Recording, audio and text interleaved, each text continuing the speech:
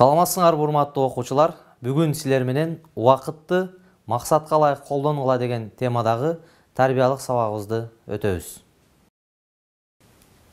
Демек, бүгүнкү өтүлө турган темабыз убакытты максатка ылайык колдонгула. Бүгүнкү теманын негизги өзөгү кайтарууга болбогон нерселердин башында убакыт турат. Убакыт суудай агат. Инсан аны колдон чыгарганда гана кадырын билет. Бирок аны туура пайдалануу биздин колубузда. Бир күндө 2 сааты бош кеткен адам бир жылда 700дөн ашуун саатын пайдасыз колдонгон болот.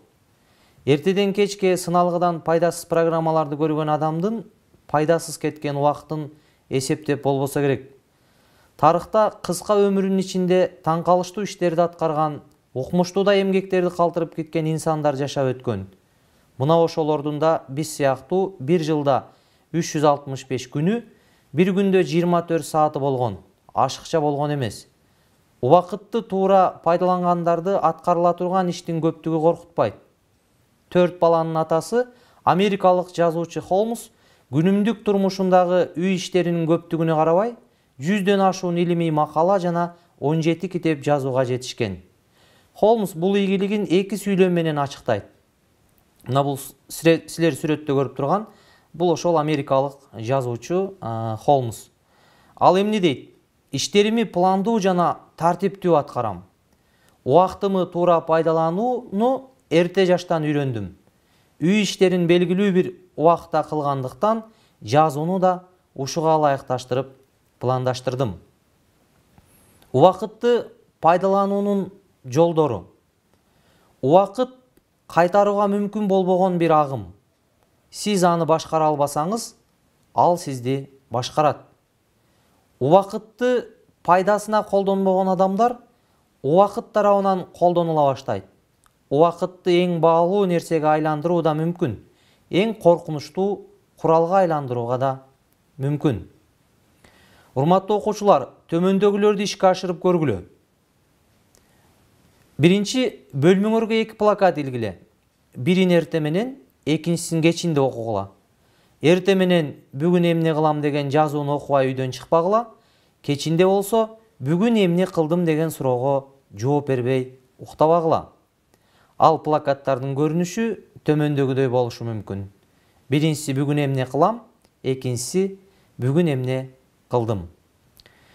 Унутпагыла, күндөрдүн кадырын билбеген адамдын жылдары тез өтөт. Бир ишти кечеңдетүүнүн шылтоосу болгон эртең деген сөздү календардан чыгарып салгыла. Анткени кечеңдетүү тарыхта көп өкүнүүлөргө дуушар кылган. Ал жалкоолордун жана айлакерлердин бекинүүчү шылтоосу. Жашоодо ийгиликке жетишкен инсандардан өрнөк алгыла. Бүгүнкү ишти эртеңкиге калтырбагыла. Аткарыла турган иштерди белгилүү бир убакыттын ичинде бүтүргөндү жана аткаруунун планын түзүүнү адат кылгыла. Мына ошондо эң кыйын иштер да жеңилдешет. Жолугушууларга кечикпей өз убагында баргыла. Өз убактыңарды пайдасыз коротконго акыңар болбогондой эле, башка бирөөнүн убактысын коротконго да акыңар жок. Күтүп жаткан адам, кечигип жаткан адамдын кемчиликтерин гана ойлогондугун унутпагыла. Дүйнөдө эң жаман уурулук кайтарууга болбогон убакыт уурулугу. Жашоонун кыскалыгын айтып арызданбай, ар бир күндү туура пайдаланып жашоону ойлонгула. Жетишээрлик убактым жок деп наалыбагыла. Таң калыштуу китептерди жазган жана башка иштерди аткарган Исхак Разаков, Ибн Сина, Чыңгыз Айтматов, Эйнштейндин да силердей эле бир күндө 24 сааты болгон. Чарчадым деп отуруп алуунун же жатып алуунун кажети жок. Анткени ар бир иш мээбиздин түрдүү бөлүктөрү тарабынан ишке ашырылат.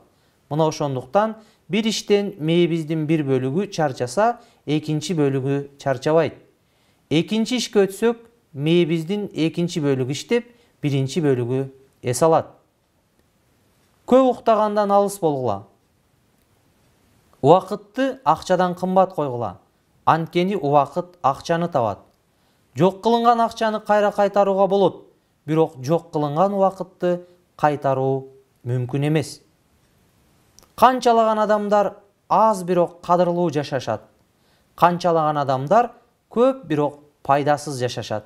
Силер биринчилердин катарында болгула. Тамак аш жеген чагыбызда биздин денебиз рахат алат. Тамактан пайда алган болобуз. Убакыт да мына ошондой секундтарды, мүнөттөрдү, сааттарды, күндөрдү, апталарды, жылдарды туура пайдалансак, андан рахат алабыз. Өтүшүн каалабайбыз. Жашооңордо күнүмдүк, апталык, ай жана жылдык иштерди пландаштырып, аткара турган иштериңерди бөлүштүргүлө. Анткени пландуу жашоо адам өмүрүн жемиштүү кылат.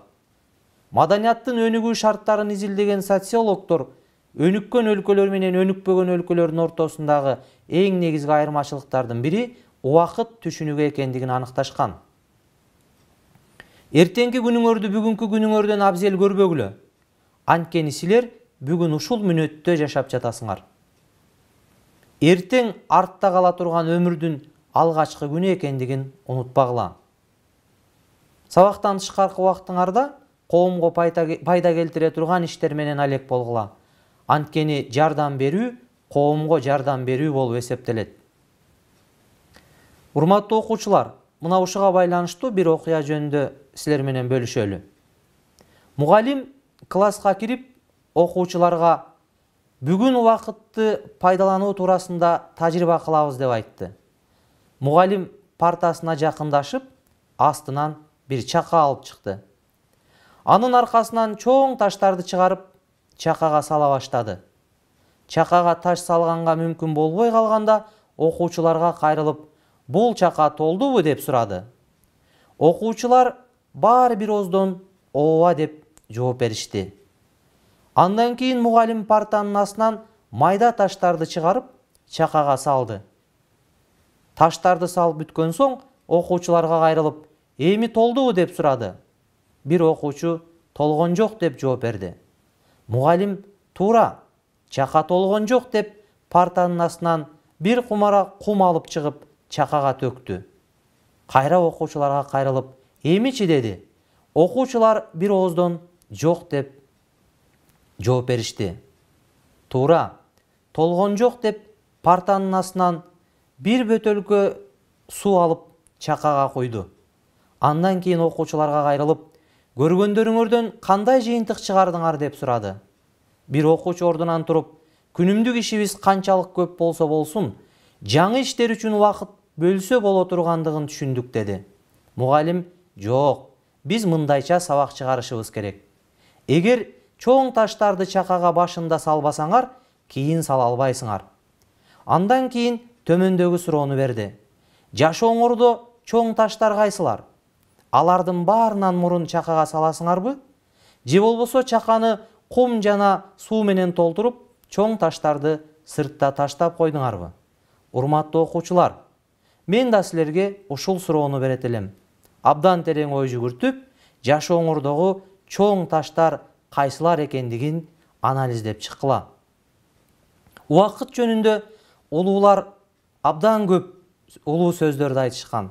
Мисалы, убакыт менен сел эч кимди күтпөйт. Акмактар убакытты жок кылууну, акылдуулар аны пайдаланууну ойлонот. Бактылуулук ийгиликке, ал эми ийгилик убакытты туура пайдаланууга байланыштуу. Убактысын туура пайдалана албагандар эң көп убакыттын кыскалыгын айтып арызданышат. Жашоону жакшы көрсөңүз, убактыңызды бош өткөрбөңүз. Анткени убакыт бул жашоонун дал өзү. Ишиңизди мыкты жана өз убагында аткарыңыз. Мына ошондо башыңыз көккө жетет. Бүгүн аткарган ишиңиз эртеңиңизди курат. Сиз кечеңдетишиңиз мүмкүн, бирок убакыт кечеңдетпейт. Мына урматтуу окуучулар, силер убакыттын канчалык баалуу экендигин, маанилүү экендигин аңдап түшүндүңөр. Демек, сабактын жыйынтыгында биз ар дайым өзүбүздүн убактыбызды туура пландаштырып, жашообуз үчүн керектүү пландарды ишке ашыруубузга аракет жасашыбыз керек. Урматтуу окуучулар, мына өзүңөр ушул өтүлгөн тарбиялык сабактан жыйынтык чыгарып, ар дайым турмушуңарда пайдаланууңарды сунуштайбыз. Бүгүнкү сабагыбыз ушуну менен аягына чыкты. Көңүл бурганыңар үчүн ыраазычылык билдирем.